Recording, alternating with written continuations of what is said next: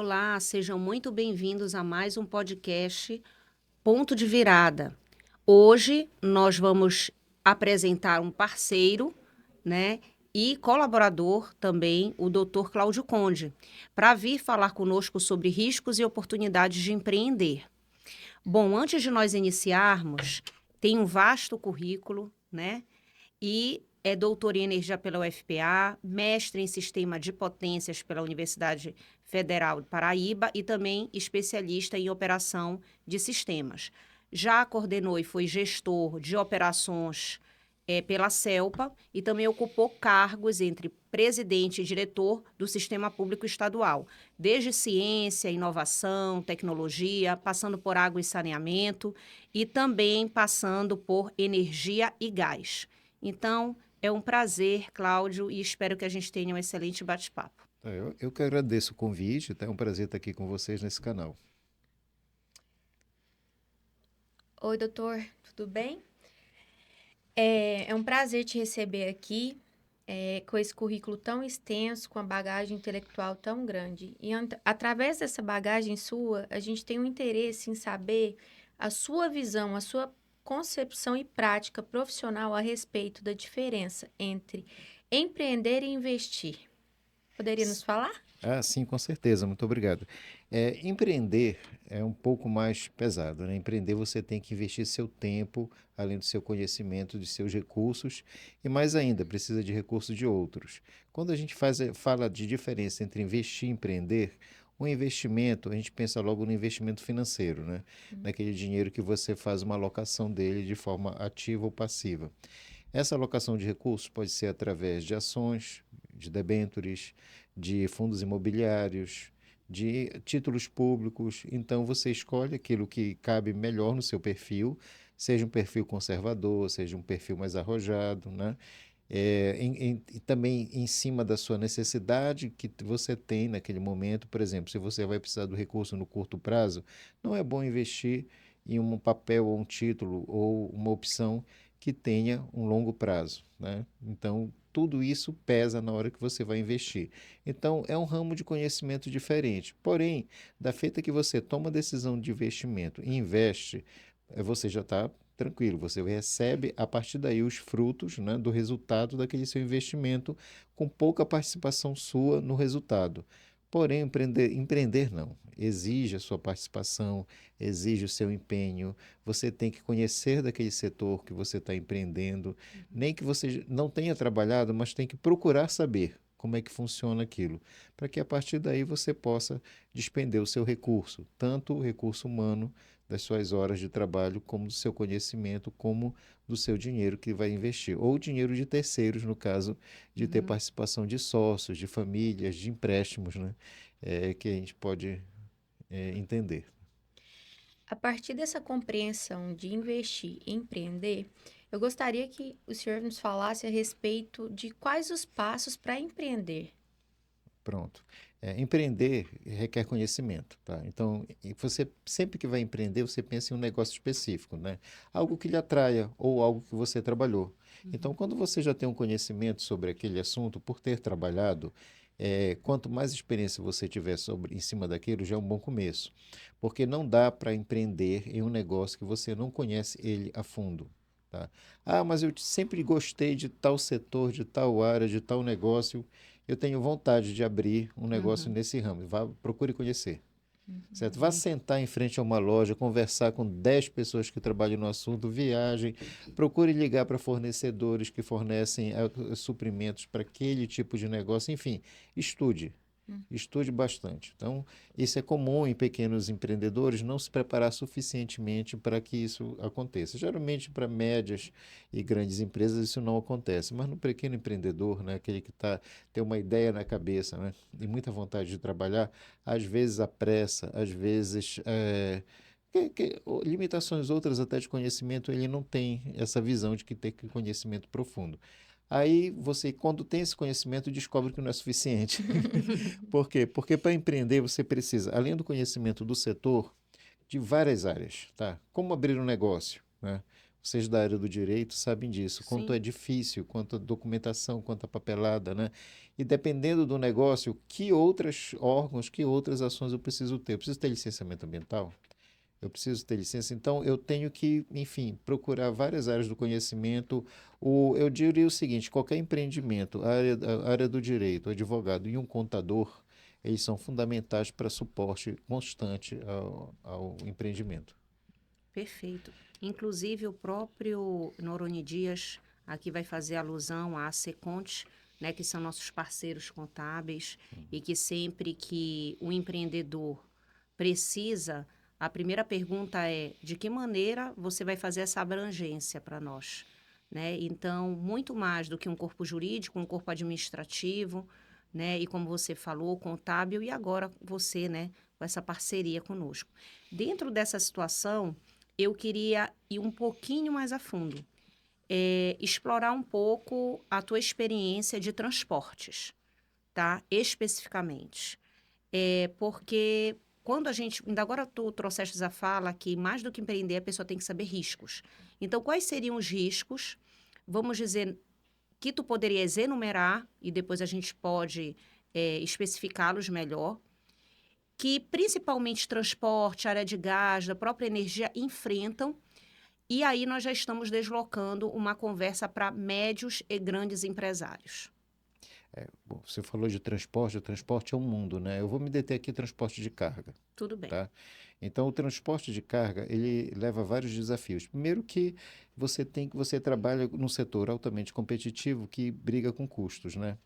E o transporte, principalmente no Brasil, e quando a gente olha nesse mundo particular aqui da Amazônia, ele tem desafios maiores ainda, que é a natureza. Então, normalmente, o transporte ele é intermodal. Você usa o rodoviário, junto com o aquaviário, junto com, às vezes, até aeroviário, né? Uhum. Então, isso também você tem que delimitar tempos, custos, né? Investimentos que são necessários. E principalmente nessa área, a gente vê que, ao longo do tempo, muitas empresas, muitos empreendedores pecaram por riscos contratuais, por exemplo, contratos mal feitos, né? Hum. De forma geral. Riscos regulatórios, né? Você não obedecer à legislação, à regulamentação, que aí no caso tem as agências, os Uhum. pontos que tratam disso. A gente pode pensar também nos riscos cíveis você tem de responsabilidade civil sobre os riscos que você pode causar. O setor de transporte, eles têm todas essas questões de riscos que você tem que cuidar, de meio ambiente e tudo mais, tá? Trabalhistas, enfim. É um mundo que você tem para explorar e trabalhar. No caso, eh, eu vou passar a palavra à Ana para que ela possa mencionar dentro dos riscos, porque o Cláudio, ele trouxe a possibilidade dos riscos cíveis, né? É. Aí eu vou deixar com a nossa civilista Uhum. e vou tocar num assunto depois que você trouxe, que é o regulatório, que já é a mais a nossa especialidade empresarial. Duas responsabilidades que andam junto é a responsabilidade civil e a responsabilidade contratual. Quando a empresa ela faz um contrato com a transportadora, ela tem que observar as cláusulas pontualmente, pois caso não veja as cláusulas, ela pode correr riscos de dano, extraviar, percas, responder civilmente por danos ambientais. E entre outros. Então, é muito importante, antes de fazer o contrato, analisar todas as cláusulas, contratar um escritório específico para fazer esse contrato e verificar com antecedências os riscos que a empresa pode sofrer.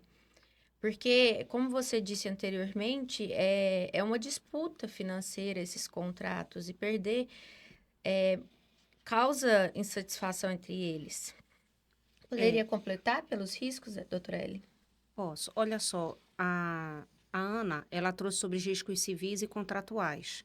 Né? Hoje, não basta o que a gente chama do preceito, que é o pacta sunt servanda, Uhum. que faz lei entre as partes. Você fala de um mercado que ele é muito regulado. Então, por exemplo, quando a gente fala de transporte, nós vamos falar que é um conjunto de leis, de Uhum. fiscalização, de regulamento. Então, por exemplo, dentro do transporte de carga, nós temos a maior preocupação dos empresários, geralmente é o peso da carga, o transporte de substâncias perigosas, a fiscalização nos pontos necessários, só que poucos se preocupam com o cadastro. Então, pela lei, por exemplo, até pela agência ANTT, nós verificamos que é necessário o cadastro, tá? Tanto das transportadoras quanto das cooperativas que fazem esse transporte de cargas, que eles estejam não só cadastrados, atualizados, mas que também a empresa se preocupe para saber se o CNAE, que é o Cadastro Nacional de Atividade Empresarial, ela está regularmente cadastrada pela NTT.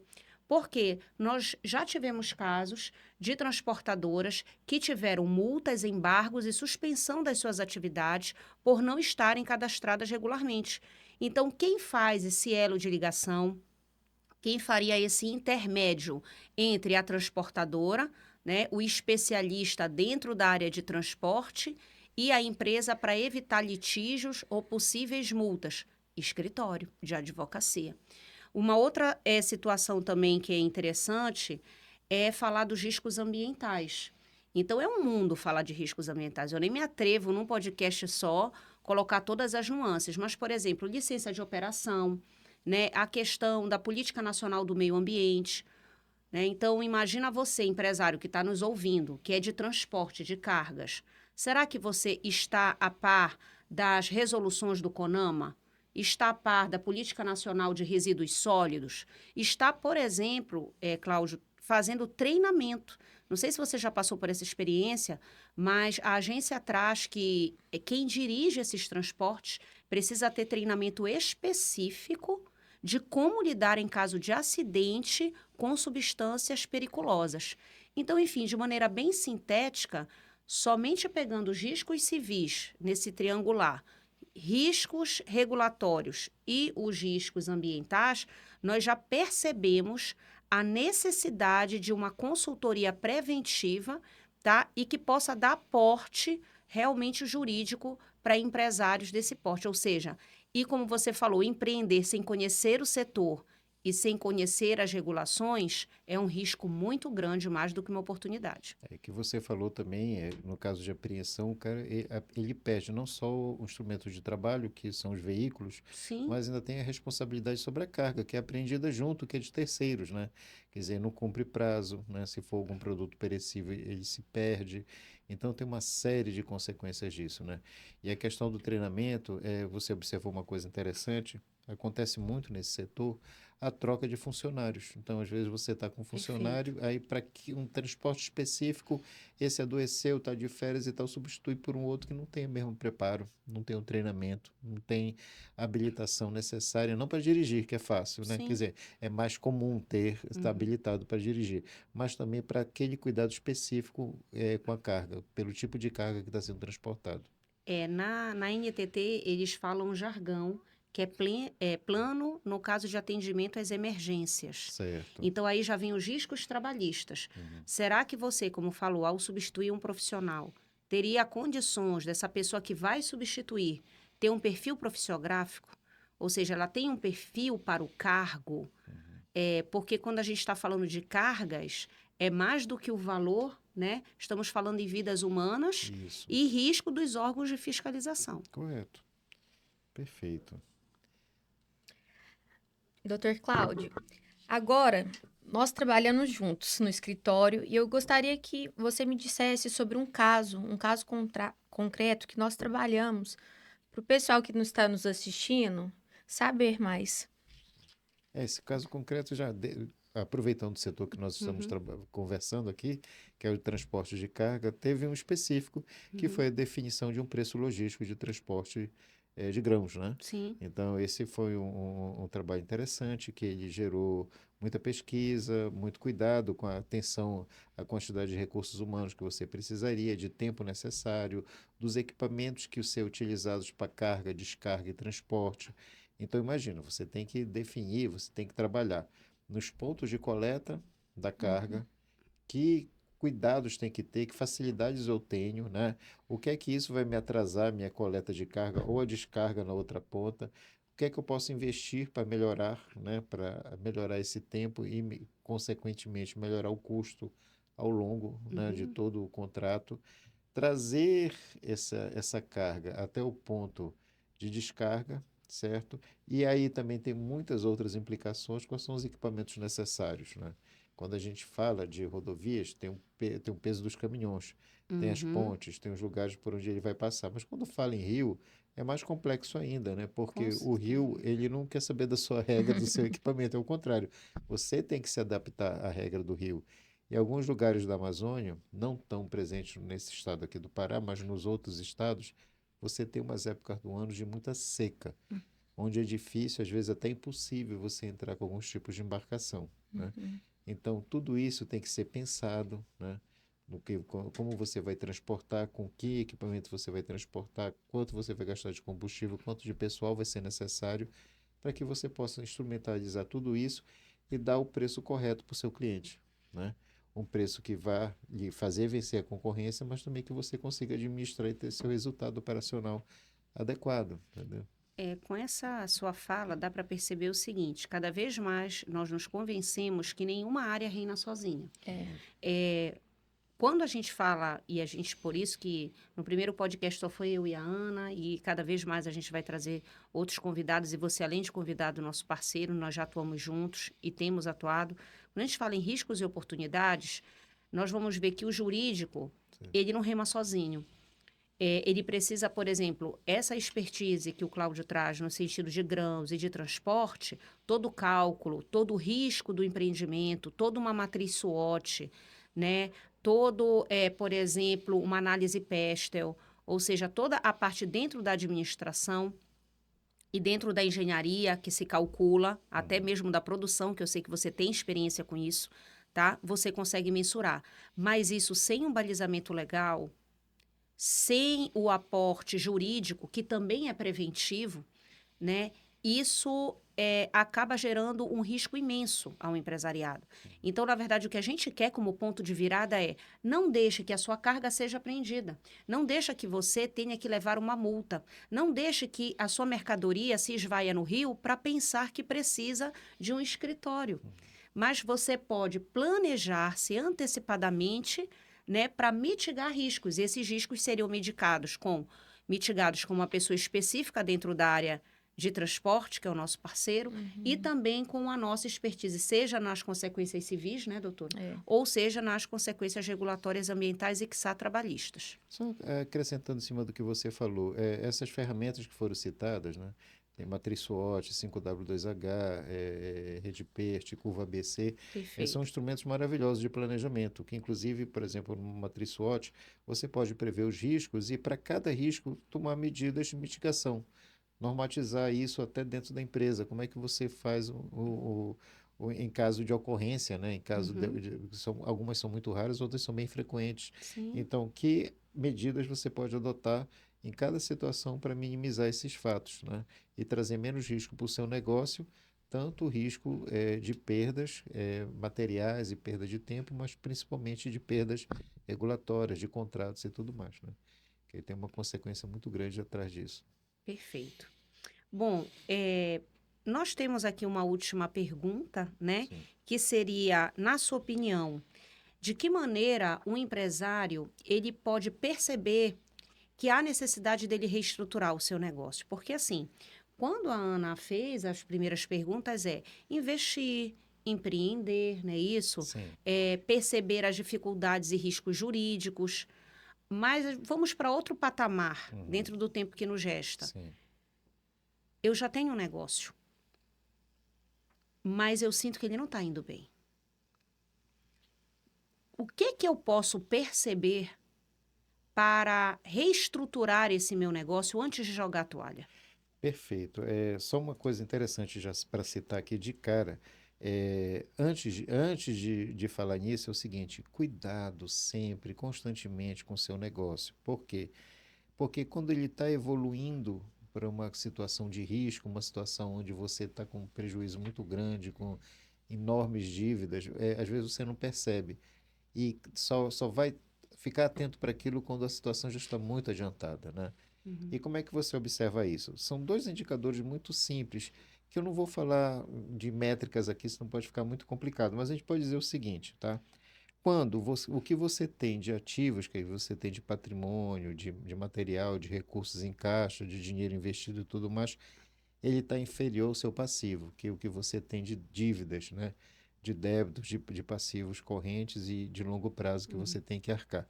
Então, isso já é uma medida. Mas isso pode não ser tão problemático. Por quê? Se você tem uma boa receita. Então, se você tem bons contratos, que você vai receber recurso desses contratos, tem condições de honrar esses contratos, mesmo que você tenha um grande passivo, seja em estoque, né, seja de empréstimos que você fez, então, se você tem aquela receita, olhe no planejamento, planeje lá para o futuro e veja se dá para honrar, né? Se não, aí você tem um problema. Aí tem que partir para uma negociação de dívidas, tem que partir para uma redefinição de metas e de objetivos e claramente pensar em melhorar a receita, né? Então você tem sempre que trabalhar, é muito simples, com o sinal de mais e o sinal de menos, né? Diminuir a dívida, né? E aumentar a sua receita. Então, cuidado. Às vezes, ter uma dívida muito grande não é problema, desde que você tenha uma receita que assegure isso no futuro. E, na verdade, dentro da área jurídica, a questão dos contratos. Por exemplo, a empresa tem contratos que ainda vão ser honrados. Esses contratos, eles estão, por exemplo, assegurados como promessas futuras de recebimento. Agora, se o empresário, como você falou, está com passivo maior do que o ativo, não tem contratos em longo prazo, está tendo dificuldade para reter seus talentos e problemas trabalhistas, ainda está devendo uma série de situações que são legalmente cabíveis, FGTS, entre outros, né? E fora isso, ainda está, vamos dizer, não ciente das multas que pode receber, seja de prefeitura, órgãos regulamentadores, Secretaria do Meio Ambiente, ele realmente está fazendo um combo de não mais risco, mas um combo de anti-empreendedorismo. Porque hoje falar em empreender é uma vertente profissional e ele precisa se assegurar de bons profissionais. Perfeito. Eu queria até acrescentar uma questão aqui, Pode dentro acrescentar. daquilo que você colocou. Empreender é muito bom, né? Você tem uma chance muito grande. É a mola mestra do país, né? O nosso país tem tudo que tem toda a receita que tem, os impostos que servem para os serviços públicos vêm do empreendedorismo, de pessoas que empreendem e pagam os impostos. Mas existe muito cuidado que você tem que tomar com o seu patrimônio. Por quê?